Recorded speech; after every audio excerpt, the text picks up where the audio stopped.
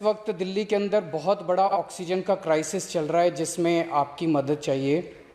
तो प्रधानमंत्री जी, सबसे पहले आपको धन्यवाद देता हूं कि केंद्र सरकार ने दिल्ली का ऑक्सीजन का कोटा बढ़ा दिया है।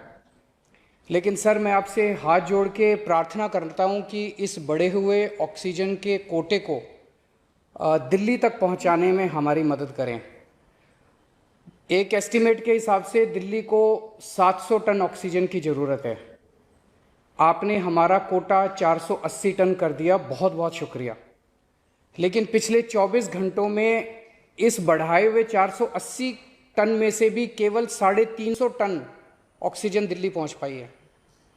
प्रधानमंत्री जी, जब से ऑक्सीजन का संकट शुरू हुआ है मेरे फ़ोन बजते रहते हैं। कभी कोई अस्पताल कहता है कि 3 घंटे की ऑक्सीजन बची है, कभी कोई अस्पताल कहता है कि 2 घंटे की ऑक्सीजन बची है। हम कारण जानने की कोशिश करते हैं तो पता चलता है कि पीछे किसी राज्य ने दिल्ली के लिए ऑक्सीजन लाने वाले ट्रक को रोक रखा है। हमने मदद के लिए केंद्र सरकार में कुछ मंत्रियों को फ़ोन किए।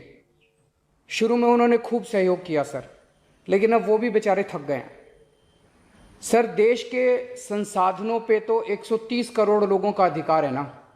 अगर दिल्ली में ऑक्सीजन की फैक्ट्री नहीं है तो क्या दिल्ली के 2 करोड़ लोगों को ऑक्सीजन नहीं मिलेगी? जिस राज्य में ऑक्सीजन की फैक्ट्री है, क्या वो दिल्ली की ऑक्सीजन रोक सकते हैं? ऐसे में हम क्या करें?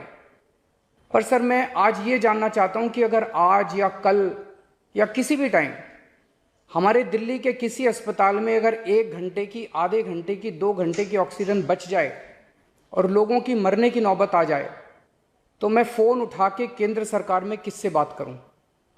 सर, मैं ये जानना चाहता हूं कि अगर कोई राज्य दिल्ली के कोटे की ऑक्सीजन का ट्रक रोक ले तो मैं फ़ोन उठा के किससे बात करूं? हालत काफ़ी ज़्यादा गंभीर हो चुके हैं सर। हम अपने लोगों को मरने के लिए तो नहीं छोड़ सकते।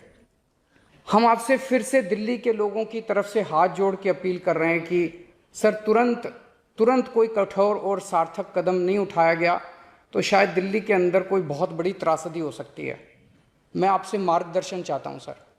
जहां सबसे ज़्यादा दिक्कत आ रही है और जहां सबसे ज़्यादा हमारे ऑक्सीजन के ट्रक रोके जा रहे हैं, मेरी आपसे विनती है, अगर आप उन राज्यों के मुख्यमंत्री को एक बार बोल दें, फ़ोन कर दें कि हमारे ऑक्सीजन के ट्रक ना रोकें, तो दिल्ली के लोगों को ऑक्सीजन मिल जाएगी।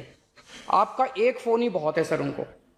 दिल्ली के 2 करोड़ लोगों की तरफ से मैं आज आपसे हाथ जोड़ के विनती कर रहा हूं कि सर, आप हमारी मदद कर सकते हैं। आप कृपया हमारी मदद कीजिए और अस्पताल में लोगों को, ताकि ऑक्सीजन मिल जाए। ऑक्सीजन की कमी के कारण अस्पताल में जो हालत बने हुए हैं वो अब देखे नहीं जाते। लोग बहुत ज़्यादा तकलीफ में हैं सर।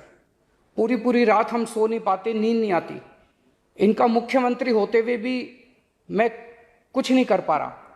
प्रधानमंत्री जी, कोरोना से देश को बचाने के लिए एक नेशनल प्लान बनना चाहिए। इस नेशनल प्लान के अंतर्गत देश के सभी ऑक्सीजन प्लांट्स को तुरंत आर्मी के जरिए केंद्र सरकार टेक ओवर करे। ऑक्सीजन प्लांट्स से निकलने वाले हर ट्रक के साथ एक आर्मी का एस्कॉर्ट व्हीकल रहेगा, तो कोई उस ट्रक को फिर आगे रोक नहीं पाएगा। सर, दिल्ली का जो ऑक्सीजन का कोटा आपने बढ़ाया, हम उसके बड़े शुक्रगुजार हैं। लेकिन उसमें लगभग 100 टन ऑक्सीजन उड़ीसा और वेस्ट बंगाल से आनी है। हम परसों से, जब से कोटा बढ़ा है, हम कोशिश कर रहे हैं उस ऑक्सीजन को दिल्ली लाने की।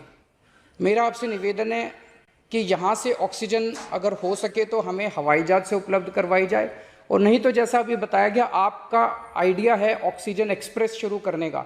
वो ऑक्सीजन एक्सप्रेस शुरू करके वेस्ट बंगाल और उड़ीसा से हमें ऑक्सीजन दिलवाई जाए।